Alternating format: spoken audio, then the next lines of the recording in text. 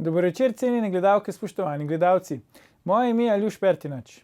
Ob robu razprave o testiranju dijakov in osnovnošolcev s hitrimi antigenskimi testi je zanimivo tudi mnenje dr. Nine Pirnat, epidemiologinje in bivše direktorice NIJZ. Na kratko rečeno, ona pravi, da ti testi niso primerni.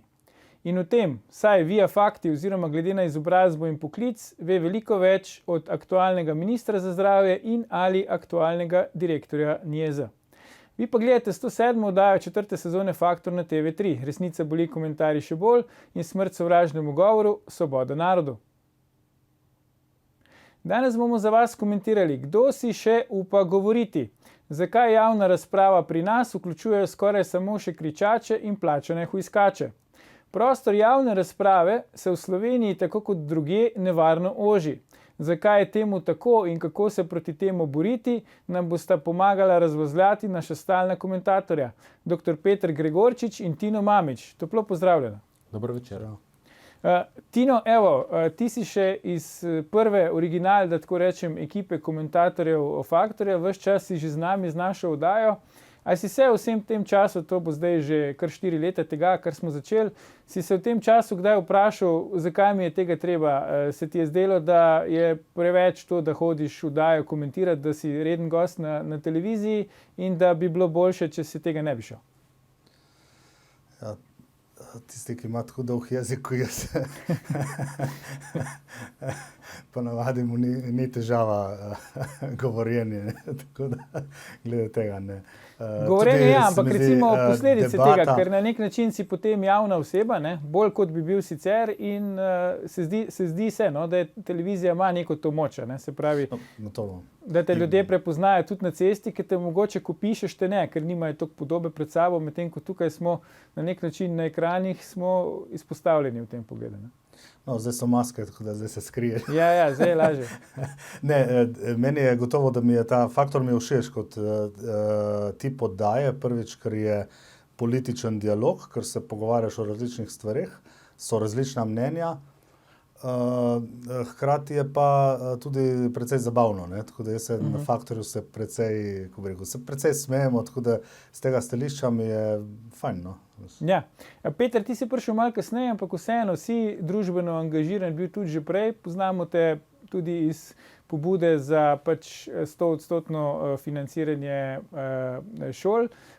Zanima me, kaj tebe recimo žene, da se družbeno, da se javno angažiraš?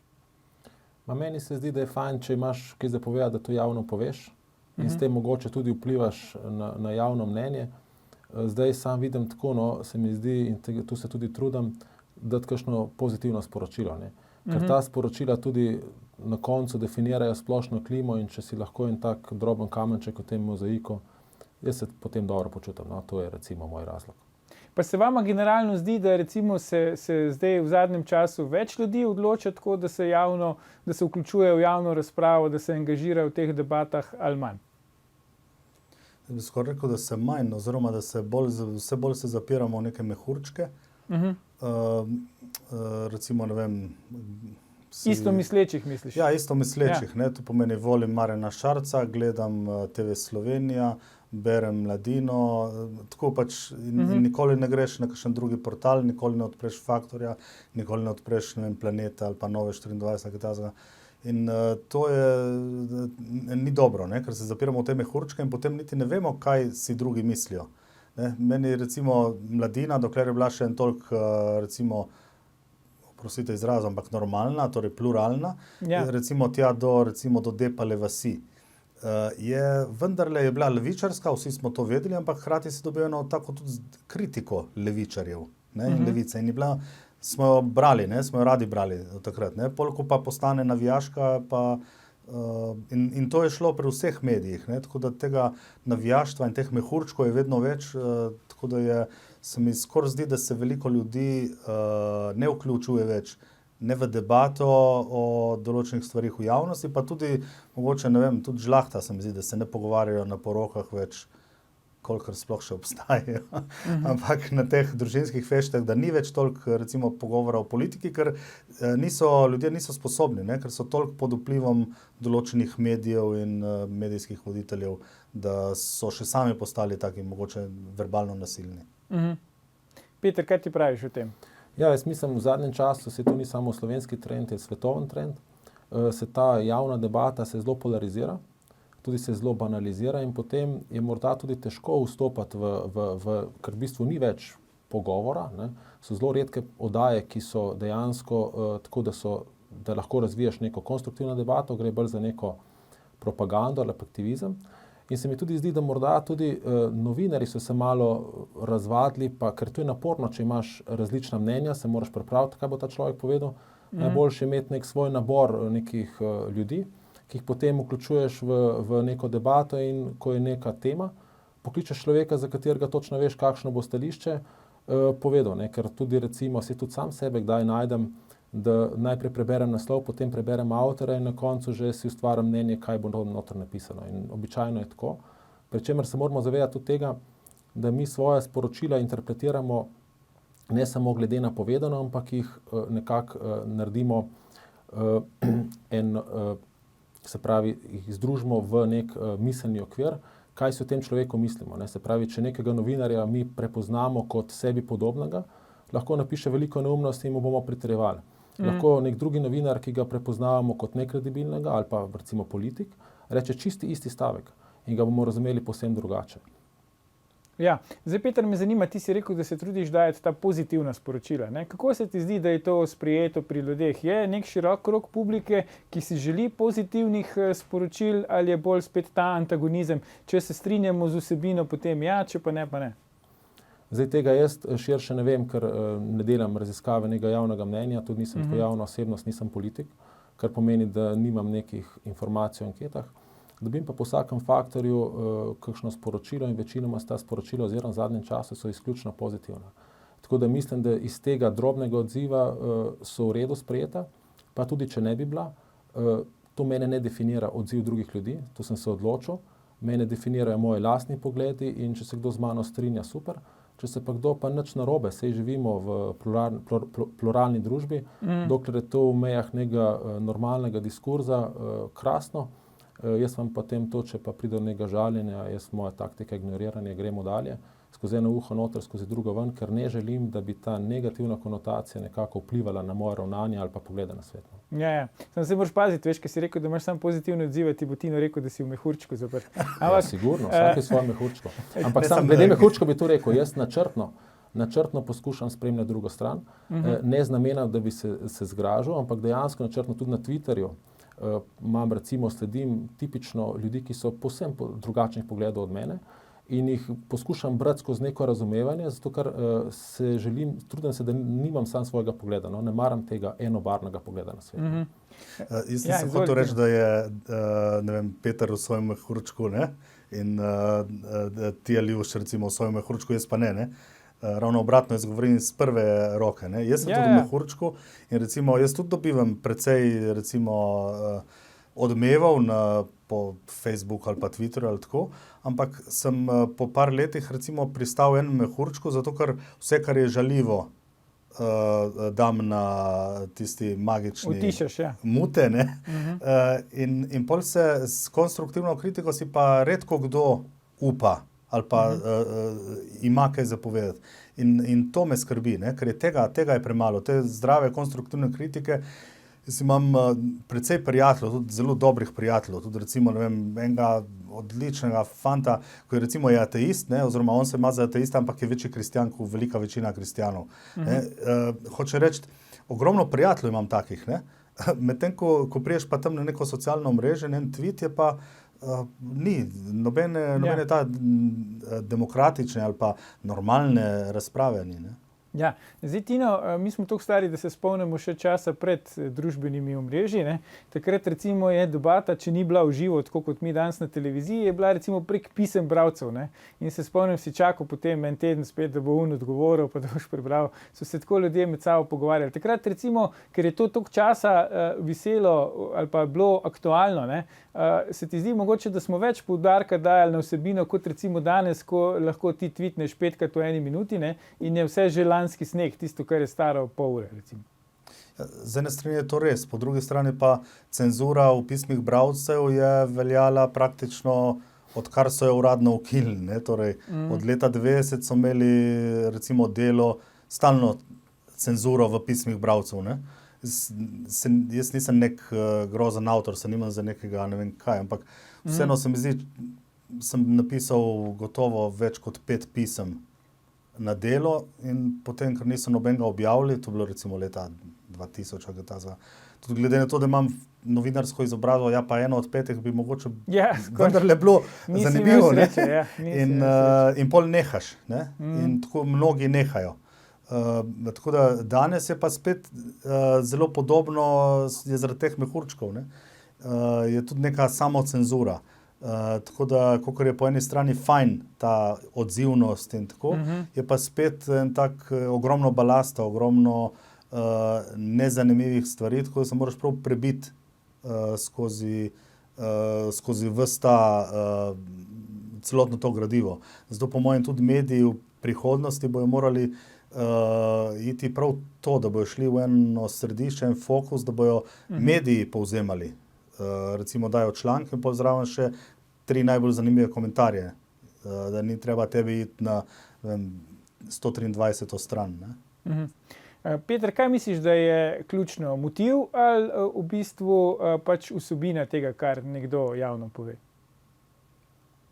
Ja, zdaj odvisno od posameznika. Zdaj bi sam tu rekel glede tega spremembe pisem bralcev pa Twitterja. Pri pismu bralcev si imel čas, da si premislil. Ljudje recimo, zdaj pa na Twitterju prebereš nekaj, ker nekje predelaš, lahko se čutiš na primer ogroženega, pa morda se čutiš ogroženega zato, ker si celo narobe razumel sporočilo. In potem isti trenutek impulzivno odgovoriš. Tu je en vidik, ki ga pri pismih bralcev nimaš. Prvič, pri pismih bralcev si imel več kot 280 znakov, kot jih imaš na Twitterju. Drugič, žaljivih vsebin je bila vseeno filter, pustimo, vidik je bil tudi ta cenzura, ki je Tino omenil, ampak tretjič, tudi če si ti napisal žaljivo pismo, preden si ga poslal, šel recimo spat, ker nisi imel znamke, pa si potem drugi dan se zbudil, pa si ga lahko nekje olepšal. In tretji efekt, ki ga ni bilo neposrednega feedbacka, preko nekih retweetov in lajkov.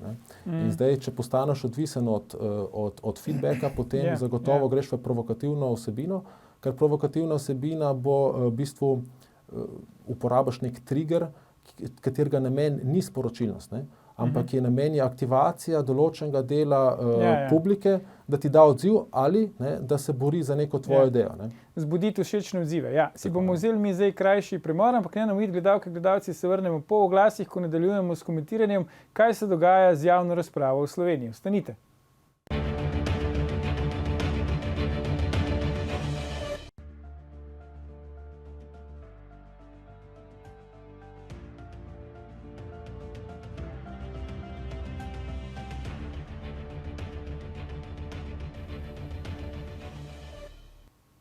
Ponovno pozdravljeni. Z nami sta še vedno Peter Gregorčič in Tino Mamić. Pogovarjamo pa se o tem, kakšna je javna razprava v Sloveniji in zakaj se zdi, da se sliši skoraj samo še plačane hujskače in kričače. Peter, zdaj veliko debatiramo o tem, pač kakšna je raven javne razprave, kdo se vključuje, kdo se ne vključuje. Zdaj, eno so družbena omrežja, drugo pa je pač javna razprava mimo tega, posebej ljudi na nekih javnih funkcijah. Koliko je po tvoje od njihovega komuniciranja odvisno, kakšna je in kvaliteta in raven javne razprave? Ja, jaz mislim, da poteka ta razprava na več nivojih. Se pravi, ena razprava je med politiko samo in zdaj ta politika, če je zelo polarizirana, se oni potem začnejo med sabo recimo prepirati, kar se zgodi, ko rata tega enostavno preveč, ljudje to nehajo poslušati. In potem mogoče se nekdo, ki je v tem političnem boju, sploh ne zaveda, da v resnici sploh nima več učinka. Zato, ker nagovarja samo tisti del svojega mehurčka, ki je itak že za njih opredeljen, če je lev levega, če je desen desnega, pa ena velika večina reče, vse so vsi isti, ker gleda samo daleč, vsi se jim zdi, da nekaj vpijajo, da neki pač drug čez drugega se zmerjajo in se odmaknejo. In to je v resnici je to idealen prostor za nov obraz. ker potem, ko pride nov obraz, lahko rečeš, glej, on se pa ni nič prepiral, ne, to je se ni umazal, ja. zdaj se ni umazal, potem rabiš še kakšno, recimo, Mišo Mov, ki reče, da so, kako je že rekla, da so igralci izjemno pametni inteligentni ljudje, da preberejo vsak dan časopise in da vse vejo, ne, in potem tak človek rata pije, ne. Kaj je pa namen v ozadju, je pa, tu vodi v zelo šibko politiko, izvoljeno politiko, šibka izvoljena politika gre pa vedno na roko tistim, se pravi, interesnim vrtičkarjem, ki potem preko te politike brez nekih politične odgovornosti, ne, dejansko uveljavljajo svoje interese. Tino, zdaj, čez vikend se je zgodil tudi en neljub dogodek, incident, ne, občinski svetnici v Črnomlju nekdo vrgel molotovko v hišo, na srečo ni bilo hujših posledic, razen materialne škode, družina je sama pogasila požar. Zdaj ni čisto jasno, zakaj se je to zgodilo, ampak recimo, da je povezano z delom te občinske svetnice, sicer članice stranke LMŠ Marjana Šarca. Vsi v državi, od predsednika vlade do predsednika države in tako naprej, so pač to obsodili. Pa me zdaj zanima, kaj se dogaja v glavah ljudi, ko recimo se zgodijo taki dogodki in mi za ljudi praktično prej sploh nismo vedeli, mogoče širše izven Črnomlja, dokler jim ni nekdo vrgel molotovko v dnevno sobo. No, vprašanje je, kdo je bila ta občinska svetnica, ne? Kaj je delala oziroma kaj je bil motiv, če se da motiv sploh ugotoviti. Ne? Tako da gotovo je to obsodbe vredno dejanje, to brez dvoma, ampak je pa res nenavadno, ne? Tako kot smo se prej pogovarjali, je pa res nenavadno, da se vsi tako ograjujejo, kot da bi bilo to, da bi kdo mislil, da je to nekaj normalnega, ne? Če vržeš politiku, pa levemu ali desnemu, vseeno kateremu. Jaz bi se vrnil nazaj, recimo, če se spomnimo tistih tako imenovanih vstaj v Mariboru in lutk visečih, ne, skulptur z fotografijami. Obešenih, politikov, ne, takrat se je začelo, ne. In če se je takrat začelo na tak način, pol so pošiljke belega prahu in grožnje. V bistvu grožnje so zelo brutalne, ne? Tudi v centru Ljubljane. In ker tukaj tudi policija ne reagira in dovoli, da se pač po Janezu Janši in po, ne vem, Alešu Hojsu lahko pljuva in se jim grozi s smrtjo, potem seveda hitro pride en skrajnež in bo pač nekomu vrgel molotovko, ne? Pa je lahko to politik, lahko pa tudi ni, lahko je tudi sam en sosed, ne? Ker je nasilje dobilo en tak status sprejemljivega obnašanja, ne? In to je narobe, ne? Zato je tudi, recimo, ko gledamo zadnje tedne, predsednik Pahor. Ne? Predsednik Pahor je levičar, je bil član Zveze komunistov, čisti človek tranzicije levice, ne? Tako da ne glede na to, da ima določene stvari, ki so blizu tudi ljudem na desni sredini, on je levičar, ne? Temu nihče ne more oporekati. In zdaj, če on povabi za omizje ljudi oziroma vse prvake parlamentarnih strank, je logično, da oni pridejo iz spoštovanja in zaradi tega, ker ljudem pokažejo, da so se pripravljeni pogovarjati, tudi če jim ni všeč. In to se je vedno delalo, tudi ko je Kučan skliceval ali ko je Drnovšek skliceval, ne?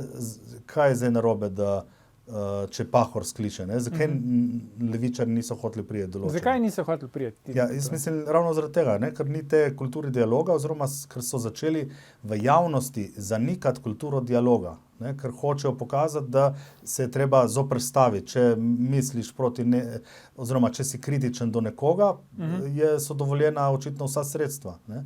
In ljudje ne ločijo med, v nekem smislu je zelo podobno dejanje, recimo tista lutka oziroma tiste lutke v Mariboru, potem recimo molotovka in recimo to, kar je ta ignoranca do predsednika republike strani, kdo so bili, Šarc in Fajon in tako naprej, ne. To je zelo ista logika, ne. Ja, Peter, zdaj predsedniku Pahorju po drugi strani mnogi očitajo, da se premalo oglaša, da se premalo opredeljuje. Kaj ti meniš o tem? Recimo zdaj v teh dnevih, ko pač smo sicer imeli tudi ta lockdown oziroma uradno zaustavitev javnega življenja, v bistvu, kar se je oglašal samo v zvezi s kolesarsko dirko po Baskiji. Ali ti pričakuješ od predsednika republike, da bo bolj glasen, da se bo bolj jasno opredeljeval, ali se ti zdi, da je pravilna ta njegova drža, da k glavnem poziva k soglasju, k strpnosti, k dialogu, sam pa nekako se ne opredeljuje dostikrat vsebinsko do posameznih vprašanj? Jaz osebno mislim, da se predsednik Pahor ne oglaša premalo. Zato, ker trdim, da tudi na taki funkciji, kot je predsednika, ki ni izvršilna oblast, moraš izbirati svoje bitke. Oziroma ne bitke, ampak izbirati, daj boš dal sporočilo. Če ti vsakič se oglasiš, potem tvoja beseda izgubi težo in ko boš se mogel res oglasiti, bodo rekli, pa se on stalno nekaj blebeče. Tako da z tega stališča Pahor se mi zdi, da ima neko pravo mero tega. Zdaj lahko bi bil nek fine tuning več ali manj, to je stvar osebnih preferenc, ampak generalno se mi zdi, da tukaj zelo izbrano to počne. Po drugi strani pa seveda, zdaj ko se oglasi in nekomu ni všeč, ga napadajo. Gre za tipičen pristop na osebni nivo. Naprimer, najbolj markantna osebnost, ki bi zdaj lahko dobil, je tisti, ki je bil tudi tweet na začetku, je ta samooklicani novinar Blaž Zgaga. Kaj on počne? On recimo vsakmu tweetu napiše vrhovni janšist, korupt Janša in njegov, kaj je namen tega? Namen tega je v resnici žalitev nekoga. Žalitev pomeni, da ti človeka dehumaniziraš. Zdaj, s tem, ko ga dehumaniziraš, v resnici s tem, kar reče, pokvarjen Janša, če prevedemo ta njegov ključnik, v bistvu ga prikaže kot človeka z moralnim primanjkljajem. In namen tega je samo en. Da ti tistemu, ki tvojim sledilcem, spreminjaš miselni okvir. Kot sem rekel na začetku oddaje, sporočilo, ki ga ti kot nek volilec ali pa nek iz javnosti dojameš, je neke vrste konvolucija tvojega miselnega okvira in izjave. In zdaj, če nekoga postaviš kot osebo v miselni okvir, da je to oseba z moralnim primanjkljajem, karkoli bo ta človek rekel, bo narobe. In isto je zdaj, se pravi, ko ti nekdo ni všeč, narediš tako, da ga diskreditiraš. To pa običajno počnejo ljudje, ki so šibki, ki ne verjamejo, da lahko svojim argumentom in svojo karizmo dodajo neko sporočilo in grejo v dialog, ampak grejo v to polarizacijo. Se pravi, nekoga diskreditiraš, če si dovolj glasen in dovolj ljudi prepričaš. In Janša ima tukaj problem, problem ima tudi opozicija, tu bi se prej navezal na Tinata, ker oni so veliko časa ta miselni okvir, se pravi, postavljali, ta anti-Janša okvir, in zdaj imajo oni problem. Pahor skliče nek posvet in zdaj so se ujeli v lastno zanko. Oni, če bi na ta posvet prišli, bi sebi dali kontra temu. Oni so rekli, kdor sodeluje z Janšo, je slab. In oni ne more čez to. Morda si celo želijo. Morda celo ugotavljajo, da jim politično ne koristi, ker jaz mislim, da jim politično ne koristi, da ko te predsednik republike skliče in ti ne priješ, ne moreš priti na sestanek, ne moreš čez svoj mehurček ven, ampak tukaj so neki zanki, ki je ne znajo rešiti. To je recimo en moj pogled. Pa se vam zdi, da ljudje to sploh opazijo, ker če smo res tako ujeti v te svoje mehurčke oziroma tudi neke te strankarske ideološke mehurčke, potem nam je tako vseeno, kaj pač drugi delajo, ker za druge že vnaprej vemo, da so slabi, v narekovajih. Jaz to povezujem recimo s tem, ko anketarji javnega mnenja ves čas ugotavljajo, kako nizek rating, da imajo politične stranke v Sloveniji. Ampak jaz se grem staviti, da ko te na anketi vprašajo, kaj si misliš o političnih strankah, ne misliš tiste, za katero ti glasuješ. Tisti boš seveda dal visoko oceno, ampak misliš vse druge, ki niso tvoje. Kako vidva gledate na to? Če smem tukaj sam tudi dodati, ta taktika deluje, dokler je subtilna. Sprav, dokler z njo ne pretiravaš. Naprimer, tudi RTV ima ta težava. Če bi hoteli biti učinkovito agitatorski, bi mogli vabiti tudi opozicijo, vendar malo manj. Ko pa začneš ti pretiravati, pa tudi ljudem, ki so sicer lahko, jih to ne toliko zanima, rata očitno. In ta politični boj, ta polarizacija je šla tako daleč, in tu jaz upam, da je tu recimo en izmed izhodov, da bo ratala kontraproduktivna. Se pravi, ni več inteligentna, je že na vsako žogo, se pravi, vse moraš povedati slabo. Veliko bolj inteligentno je bilo, če bi znal nekaj pohvaliti, pa potem še neko svojo agendo prodati, recimo, če bi že hotel manipulirati javno mnenje. Ampak k sreči so že toliko nespametni, da je tu ratalo očitno, tako si jaz mislim. Ja, to je bilo zelo argumentirano povedano, se popolnoma strinjam, to je res o tej kontraproduktivnosti. Recimo, nekateri ljudje govorijo, analitiki prav, da Janez Janša hoče imeti tako televizijo RTV, zato ker ima potem drugi pol proti Novi 24. In ta teza ima nekaj v sebi, zdaj koliko je res, koliko ni bistveno, ampak tako, dejansko taka RTV je najbolj pomaga, da Nova 24 raste. Ne? Zato, ker je pač ta polarizacija. Zdaj, velika večina ljudi pa ni v teh mehurčkih, ki so recimo po političnih strankah, ki zamejujejo recimo stranke in njihove volivce, ampak je mehurček teh mogoče indiferentnih ljudi ali pa tistih, ki jih politika ne zanima, ki tudi lahko hodijo na volitve in vse, ne? Ampak se recimo 4 leta se ne zanimajo za politiko, potem pa 14 dni pred volitvami se pač odločijo in nekoga volijo. Ne? Jih pač to ne zanima. Ne? Veliko večino ljudi politika ne zanima. Zato je recimo to, kaj si ljudje mislijo o politiki, je to dejansko vedno o tem govori neka manjšina, ne? Neka manjšina, ki ima mnenje, ne pa večina, ki ga nima. Ne?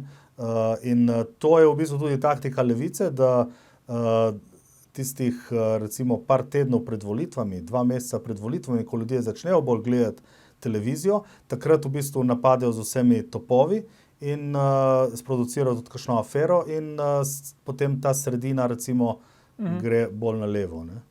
Ampak kako recimo zdaj doseči, da bo tisto, kar nekdo javno reče, pa se izkaže za neresnično ali pa za zgrešeno, da se bo to kje poznalo, da bo pač imelo nek odmev, da tega človeka potem ne bomo več mediji vabili in mu dajali besedo. Ne? Če povem lastno izkušnjo, jaz sem bil enkrat v karieri gost ene oddaje v elitnem terminu na TV Slovenija. Tam smo komentirali predsedniške volitve. Poleg mene sta bila 2 zraven, ki je eden je vodil volilni štab prejšnjega poraženega kandidata, eden je vodil pa volilne štabe 3 poraženih kandidatov. In tista 2 je recimo TV Slovenija povabila, da sta razlagala, kdo bo bodoči predsednik republike. Meni se to zdelo smešno, ne? Če bi jaz 4-krat zgrešil, pač ne bi šel na televizijo to komentirati. Ampak kako zdaj doseči, da recimo bomo znali prepoznati, če nekdo se zmerom zmoti ali pa če je jasno, da ne govori tako, kot je res, ampak govori nekaj, kar je v njegovem interesu, da potem takemu ne bomo več verjeli.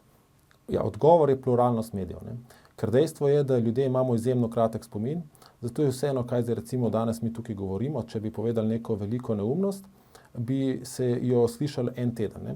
Razen, ker je to malo bolj obskuren medij, če je bilo to nekomu v političnem interesu, ki ima res močno medijsko mašinerijo in bi to pač ponavljal vedno, ko bi to prišlo ven. Ne? In zdaj, če imaš ti nepluralen medijski prostor, kar v Sloveniji je, imaš izrazito enega svetovnega nazora, potem lahko ta medijski prostor dejansko briše spomin. Ne tako, da vrže iz arhiva, ker po arhivih nihče več ne brska, ker tu naporno, pa mi smo v informacijski dobi, ko imamo v bistvu nasnaženje informacij.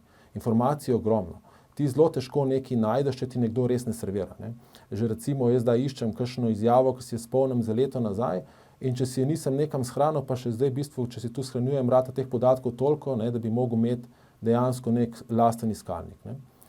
Tako da, in če imaš potem samo en medij, ki to selektivno predvaja, potem ljudje preprosto pozabijo. Ne? Zato, če bi imel pa ti pluralen medijski prostor, pol, ker bi bilo polovici medijev recimo interesu, da določene politike izpostavlja kot problematične ali pa njihove napake, drugi polovici pa drugo polovico, ne? Potem bi se pa tu morda teže pozabilo in bi tu tudi potem ščistilo politiko. Ne? Tako da danes v resnici, razen če narediš napako res tik pred volitvami, te tu ne bo veliko stalo. Ne? Težava je samo, če se potem ujamaš neko spiralo, izgubiš ideje in potem dejansko samo še toneš. Ne? Tino, kam pol mi pašemo s faktorjem? Nam je recimo v interesu, da če gre za neke nečedne posle napake, da od vseh politikov to razgaljamo in se o tem pogovarjamo. Ja, jaz mislim, da pri faktorju, da je ena skupina ljudi, ki zelo individualno razmišlja.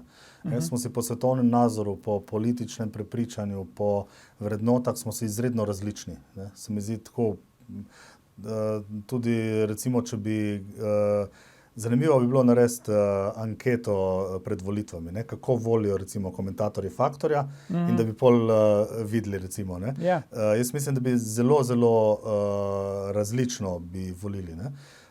In to je dobro. Ne? Dobro je tudi zato, ker potem v tej oddaji slišiš kritike praktično vseh politikov, od levice, od skrajne levice do desnice. Tako da glede tega bi faktor težko uvrstil na nek politični pol. Je pa res, da so teme, zato ker jih levičarski mediji ne izpostavljajo, teme zdaj spadajo kot neke desničarske, ne? Pa ni res, ne? Mislim, če smo oddajo vodi bivši član SD-ja, visok, ne, državni sekretar in če mi rečemo temu desničarska oddaja, pa kam smo prišli, ne? Mislim, to je absurd, ne? Tako da meni je pri Faktorju mi všeč ta demokratični duh, ne? To... Ki ga pa je težko držati, ne. Jaz recimo opazujem, ne vem, to je moje opažanje, ne, tudi pri Faktorju, ki se smatra za bolj desen, če je nek naslov, ki je morda malo provokativen, da bolj pritegne, potem hitro najdeš cel kup nekih komentarjev, ne, da zdaj je pa Ljuš šel preveč v levo in da je Faktor, da je Bojan šel in da bo Faktor šel v levo in tako naprej, ne. Kar v bistvu v resnici kaže na to, kako smo ljudje res v svojih mehurčkih in nekdo, ki gleda Faktor, je Faktor del njegovega mehurčka in namen mehurčka ni v tem, da ti osebno rasteš. Namen mehurčka je v tem, da se ti dobro počutiš. Ne? Ti se družiš, recimo to je najlažje v življenju početi, ti se družiš s sebi enakimi ljudmi, vsi ti prikimajo. Težava tega je v tem, da tu sicer zelo lagodno, vendar ne moreš rasti. Zato je tisto, kar sem jaz rekel na začetku, jaz načrtno se hočem družiti z ljudmi, ki so nasprotni pogledi od mene. Ne? Tudi če sem nekje z nekom, da je več ljudi, bom šel na kavo, probal iti na kavo s tistim, ki je najbolj daleč od mene, ne? Ker jaz hočem njegovo mnenje slišati. To ne pomeni, da jaz zdaj s tem človekom simpatiziram, niti ne pomeni, da sem z njim strinjal, vendar jaz želim slišati njegov argument, ne? Ker ne verjamemo tudi, da nekdo, ker ima samo drugačen svetovni nazor od mene, ne? Ali pa samo zato, ker pripada drugi politični opciji, da avtomatsko razmišlja narobe. Meni se zdi to neumno, ne? On ima neko svojo logiko. Jaz sem gotovo, vsak človek ima v ozadju neko svojo logiko. Lahko je celo napačna. Vendar, če jaz ugotovim, kakšna je logika in da je napačna in zakaj je napačna, ne, ga bom razumel. In ker ga bom razumel, bom lahko z njim vzpostavil nek odnos. In če bom z njim lahko vzpostavil nek odnos, bom lahko z njim vzpostavil dialog. Jaz se ne moram z enim pogovarjati, če pridem tam pa rečem, ti si butas, ne, ti nimaš pojma. Ja, zdaj on, če ni resnično socialno spreten in takih je zelo malo, ne, da bi to obrnil na šalo in bi potem mene osvojil nazaj, me malo pohvalil, ne, ker jaz recimo, potem midva ne bo imela dialoga. Ne. Še ena stvar bi rekel, recimo, ena izmed zelo dobrih socialnih veščin je pohvala. Ne. Mene še nikdar nihče ni nazaj ozmerjal, če sem ga pohvalil. Ne. Ampak to je veščina, ki se jo izjemno težko naučiti. Predvsem pohvaliti, ker ni težko biti empatičen z ljudmi, ki so ti simpatični. Ne. Treniran pa moraš biti, da znaš biti empatičen z ljudmi, ki so ti antipatični. Ampak samo, ko to znaš, zmoraš postavljati dialog tudi z drugače mislečimi, zmoraš iti svojega mehurčka in samo takrat osebno rasteš. Tako je pač moje prepričanje. Ne. Če lahko sam tukaj v bistvu dodam, težava je, ko pohvališ, recimo zdaj, kot novinar, recimo, ali pa politični komentator, včasih pohvalim. Ne? In težava je recimo, ker me umeščajo večinoma pač v neko desno sredino, je pol izpohvalim tudi, če en levičar nekaj naredi, kar mi je všeč. Ne? Res, da so te vlade levičarske zelo malo tega počele, ne? Ampak ni problem, ne? Sem tudi za Pahorja in tako se spomnim. In pol se pa usuje, ne? Pol se pa usujejo take kritike, ne? In to žalito, to vsega od desnih, recimo. Ne? Ja. In pol se ne da, kako bi rekel, pol se nočeš, tudi zaradi tega, da se nočeš več kregati in nočeš razburgati, pol si doskrat rajš tiho, ne? Spet iz tega lagodnega občutka, ko živiš v tem mehurčku, ne? V bistvu to, da sem včasih tiho, dejansko to ni prav, ne? Govorim kot samokritiko. Samo če gremo zdaj recimo malo širše, da pustimo politiko, ki ima morda tak triggersko negativno konotacijo, ne? Tudi recimo, ko si v službi ali pa kjerkoli in se z nekom ne razumeš, ne? In recimo, da si mu nadrejen in ga nikdar ne boš pohvalil. Kaj boš dosegel pri tem človeku? Ta človek se bo nehal truditi, spremeniti. Zakaj bi se on trudil, ker če naredi dobro ali slabo, vedno je slabo, ne? Že z tega stališča je ne samo iz stališča vzpostavljanja odnosa, tudi iz stališča neke družbene rasti je pohvala pozitivna. Če ti pohvališ svojega nasprotnika, ne, in se pravi, on dobi feedback, da tudi je bilo pa všeč. Ljudje radi počnemo, da smo drugim všeč. Ne? In s tem tudi dejansko cel družbeni, če bi več ljudi to počne, jaz mislim, taka družba hitreje napreduje. Tako je moje mnenje. Ne? Ja, tole me še zanima, ne? a je treba na vsako stvar odreagirati, recimo spet iz lastnih izkušenj. Jaz na začetku, ko sem začel oddajo voditi, se mi je zdelo, da moram vsak komentar pač odgovoriti, pojasniti, zakaj je šlo, pač probati razložiti in tako naprej. Pa sem enostavno ugotovil, da je to nemogoče. Ne. Sem začel to čedalje manj početi, se mi zdi, pač, kaj je vajino mnenje. A se splača recimo na tak način na vsako stvar odreagirati, biti skozi aktiven, skozi probati pojasnjevati stvari, ali je boljše pustiti te zadeve pri miru, ker na koncu se lahko potem ukvarjaš samo še s tem. Ja, jaz mislim, da je premalo ur v dnevu, da bi, da bi na vse odgovarjal. Ne? Tako da z tega stališča mogoče včasih neuljudno in tako, ampak skoraj mislim, da je treba se omejiti, ne? Ker, kako bi rekel, da se odgovarjaš zdaj prav na vsakega, ne vem, vsako kritiko ali pa vsakega fena ali pa tako, pa ne vem, mi otroci tam skačejo, ker si ne vzamem časa za njih, ne. Jaz mislim, da tako, tudi, recimo, če se vrneš na tisto prej, ko je Peter govoril od pohval, ne, rečemo, če pomislimo, kolikrat pohvališ svojo ženo, pa si predstavljam, da ne samo naše tri, ampak verjetno še večina naših žena naredi ogromno vsak dan za nas, ne, može. In kolikrat jih pohvalimo, ne, verjetno, vsaj če gledam nase, premalokrat, ne. Tako da se je fajn učiti, ne, tudi pohvaliti je dobra zadeva. Ena stvar sem še... Sam to bi Aljoš odgovoril na tvoje vprašanje. Jaz zasledujem zelo preprosto misel, ne.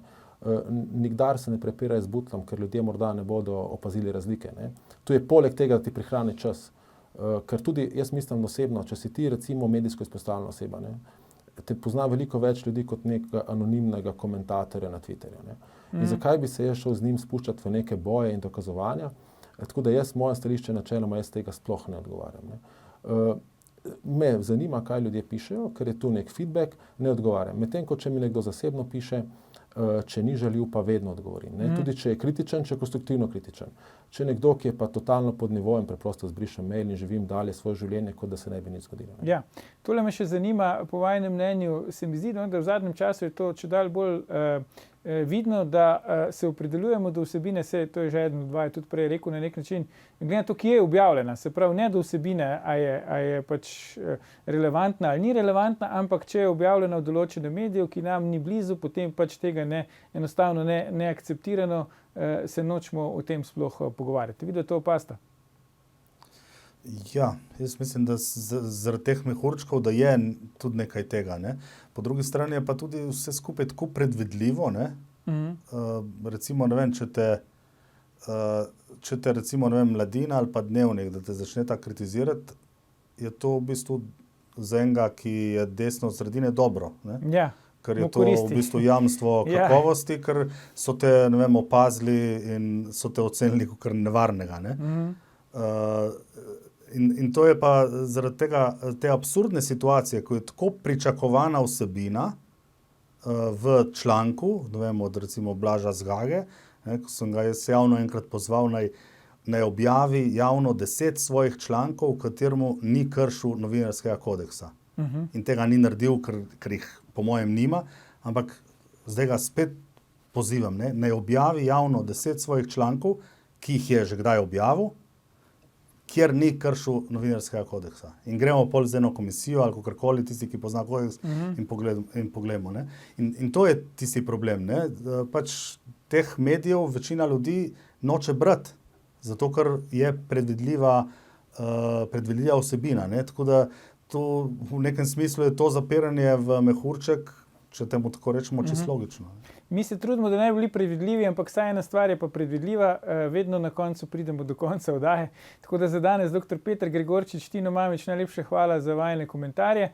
Gledalke, gledalci, to je bil Za svobodo govora že 564. Faktor na TV3. Jutri bomo za vas komentirali, koga v resnici moti Uber in zakaj. Ne zamudite in pa ne pozabite, ni vseeno, kdo kaj reče.